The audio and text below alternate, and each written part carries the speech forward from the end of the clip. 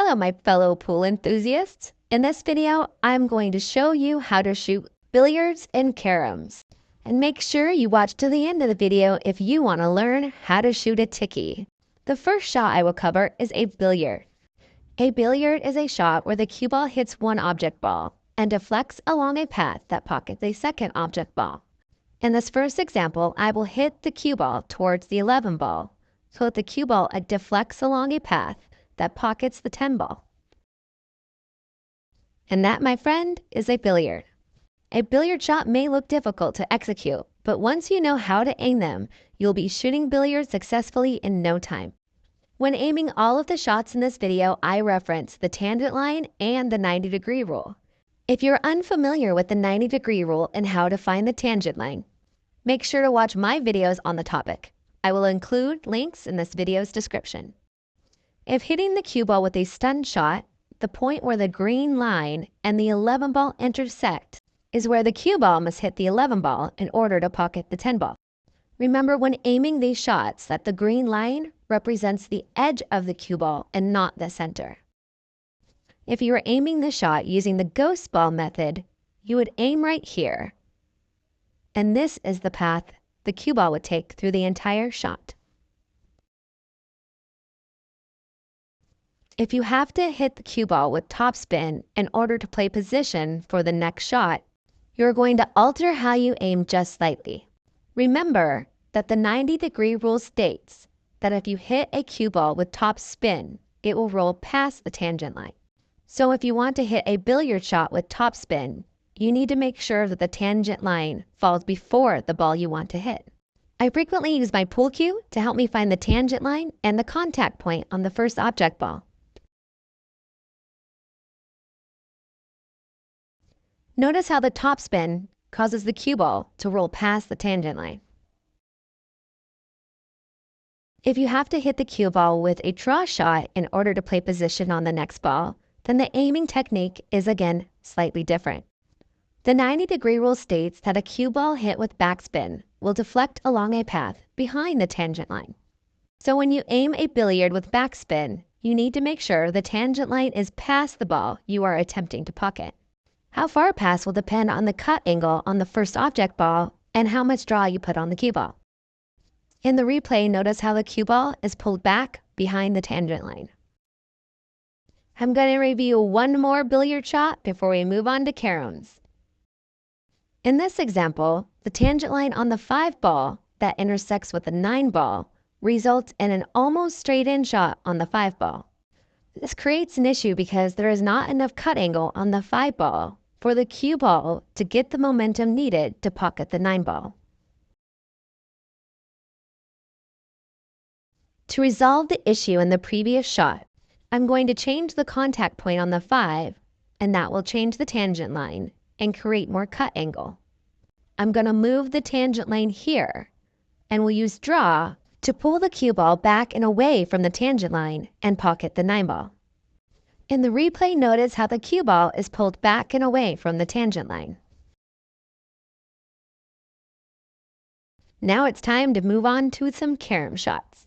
To execute a carom shot, you use the cue ball to hit a first object ball into a second object ball in order to pocket the first object ball.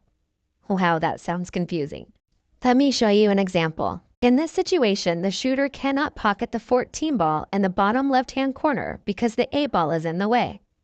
To pocket the 14 ball, the shooter will execute a carom shot by hitting the 14 ball off of the 11 ball and into the pocket. That, my friends, is a carom shot. There is some debate in the billiards community about the definition of a billiard shot and a carom shot. There are some experts who say that they are the same thing and that the terms can be used interchangeably. However, there are also experts who say that the two terms and definitions are completely different. I was taught that the two terms and shots were different and not interchangeable. So that is how I'm relaying the information today. Now let me show you how to aim a carom shot. Aiming caroms and billiards is very similar. We will continue to use the tangent line for our aiming baseline. In this example, I will begin by by finding the tangent line on the 13 ball that goes into the corner pocket. The place on the 13 ball where the tangent line is closest is the contact point.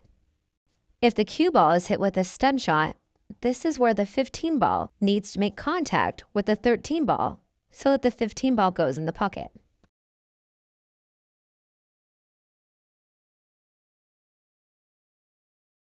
In this next example, I'm going to demonstrate how to shoot this shot if you need to put topspin on the cue ball. What you need to remember in order for the shot to be successful is that if you put topspin on the cue ball, then the 12 ball will try to roll backwards as if it was hit with bottom spin. I remember this by picturing gears. The yellow gear represents the cue ball and the green gear represents the 12 ball. Due to the forward momentum of the balls and the friction on the table, it is very difficult to get the 12 ball to actually spin backwards. So it usually reacts as if it's been hit with a stun shot. So if you're hitting the cue ball with topspin, you would aim the carom shot as if you were hitting the cue ball with a stun shot. In this next example, I will demonstrate how to aim a carom shot when putting backspin on the cue ball. If you hit a cue ball with backspin, it'll transfer that English and make the object ball roll forward. Remember to think of gears if you struggle to remember how English transfers. Unlike the previous example, the backspin on the cue ball will transfer the opposite English to the object ball. This is because the momentum of the shot will naturally cause the ball to roll forward. So you need to alter your aim when shooting a carom shot with backspin. When lining up the tangent line on the 10 ball, I will make sure the tangent line is short of the pocket. Let's watch that shot again in slow motion. Notice how the 15 ball begins to deflect along the path of the tangent line. But due to the transfer topspin, the 15 ball rolls forward, past the tangent line, and into the pocket. Before I move on to Ticky shots, I just want to say one thing. Try not to get discouraged if you're struggling pocketing billiard and carom shots. It'll take a few practice sessions before you'll be able to regularly pocket balls successfully. And it is well worth learning these shots. Billiard and carom shots will help you win many games, especially if you're playing 9 ball or 10 ball.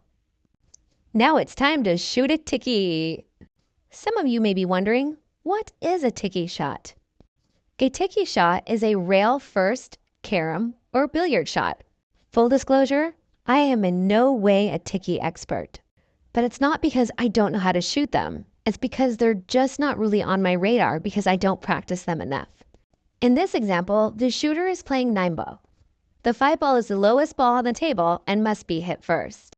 If I play a Ticky shot, it is possible to hit the 5 ball and also pocket the 9 ball.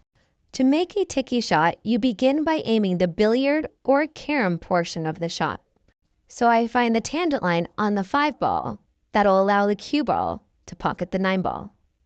Once I have identified the tangent line and the contact point on the 5 ball, I can aim the kick portion of the Ticky.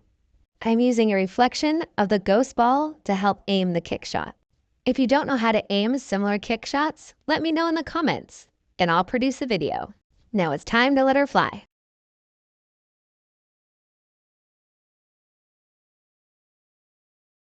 In the next example, the shooter is playing 9 ball and must hit the 1 ball first. If the player shoots the shot just right, they can use a Ticky to pocket the 9 ball. I'm going to begin by finding the tangent line and the contact point on the 8 ball. I'll be hitting the cue ball with a stun shot, so I want the tangent line to meet the 9 ball. Then I'm going to use the ghost ball mirror method to help me line up the kick shot portion of this shot. And before I shoot this shot, let me remind you to please show your support and like and subscribe.